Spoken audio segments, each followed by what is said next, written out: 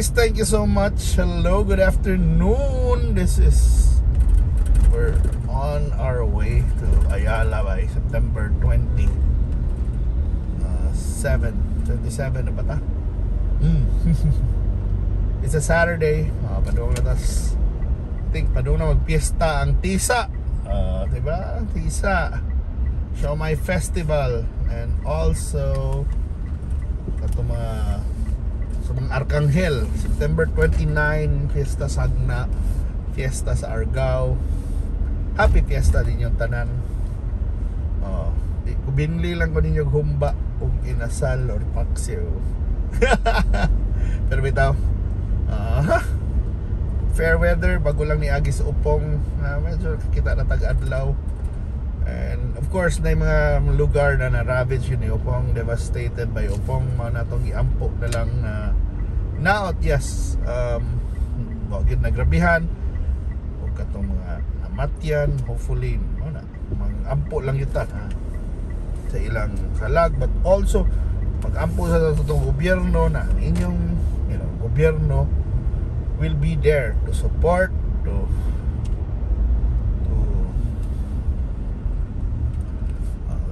diba, mga relief goods, diba, unsa inyong kinahanglan, mga evacuation centers, diba, ilang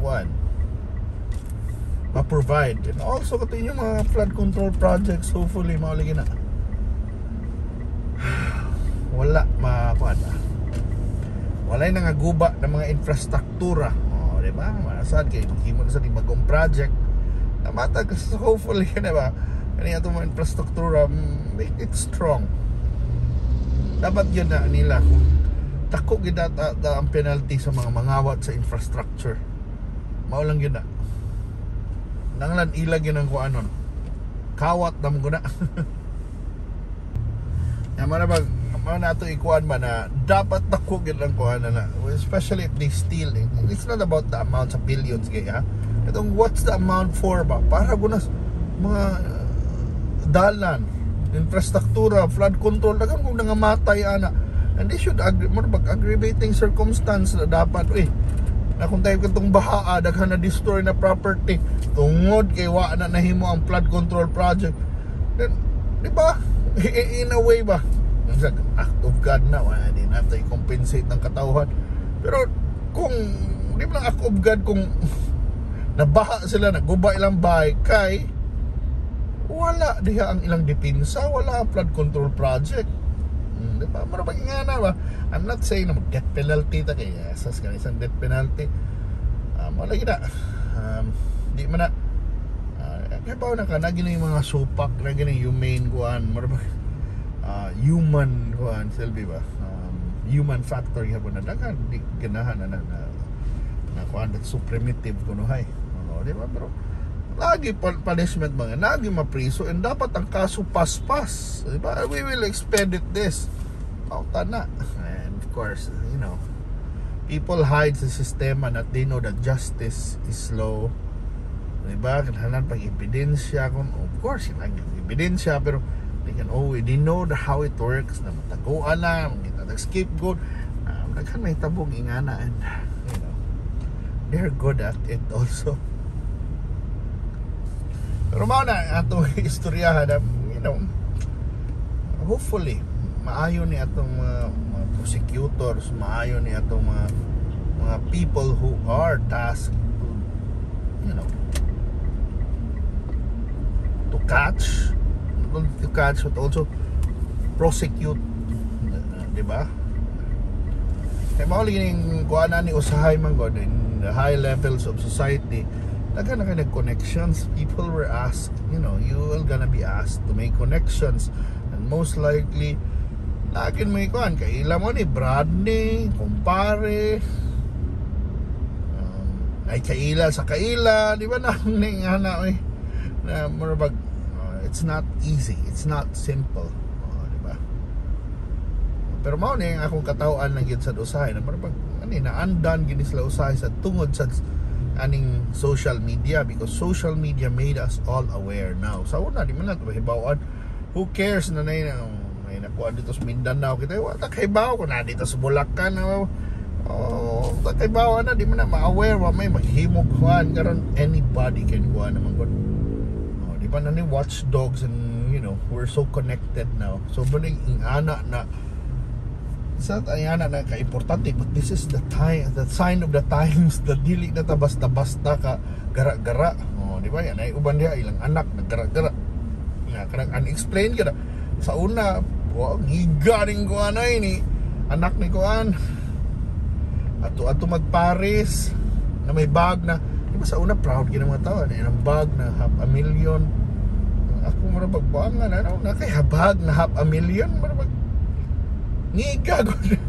I mean yes yan na bang maybe lagi sa inyo ilang circles di takasabutan na ba na of course kada mga bag na mahalon mga butang na mahalon manay sign na that's a symbol of I don't know success, symbol of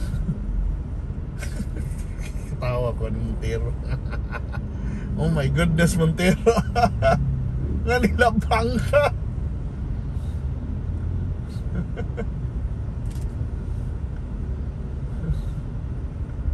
Hatag.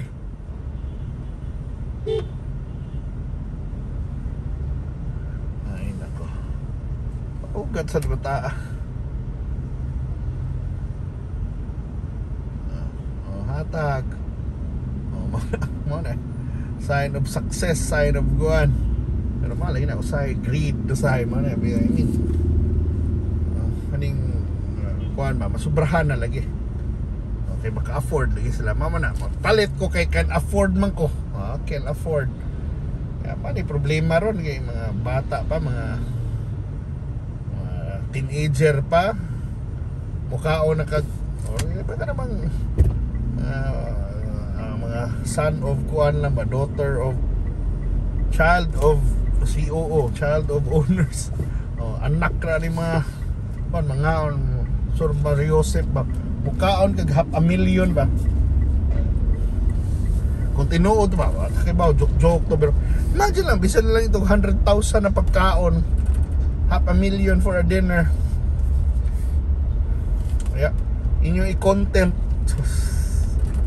ay nako di ba mura pag di sa ka manghimog $500,000 na kuan lagi I know if you it's your hard earned money di gihapon basta-basta lang mura pag $500,000 pesos of meals in your 20s di na basta-basta mura pag stuff of legends na stuff of dreams mga sweldo na sa ubang tao mga tulo na nakatuig di ba wata kay ba 5 pa katuig na kanang 700,000 diba yawa na no ikaon rag kausa binuang bata.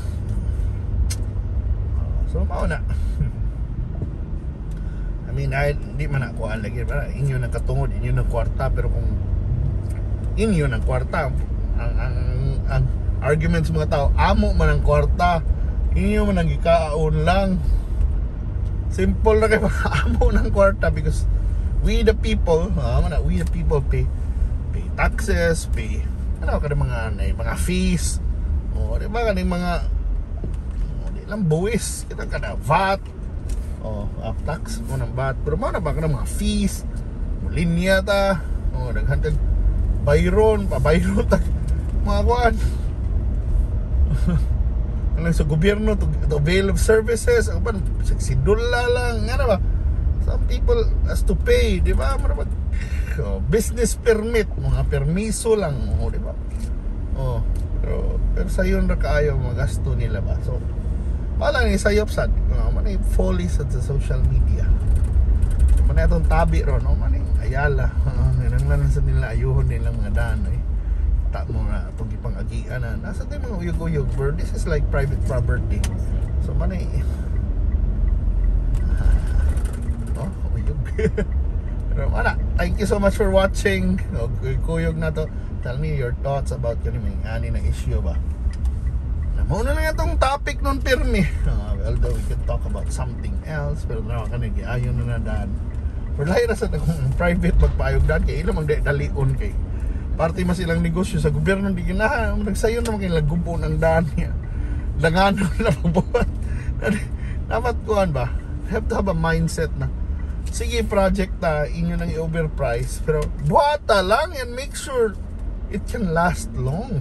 There's still many places na walay daan ora na ba kung i-accept naman sa mga tao na overprice yung government projects alam mo sige himo unsa-unsa katong no, suga lang sa daan di ba marigihimo man ng cash cow but I hope na makaunaw na magtarong na projects na kuan I trust you guys na bright man sad mo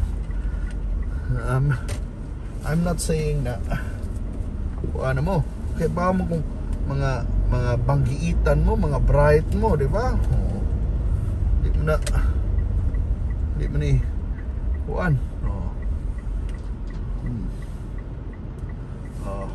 ta kaingon ba na kuan ba edukado man sad mo kamo actually gali mga idol mo namo so mana thank you so much for watching and let us know sa iyong thoughts about Ani.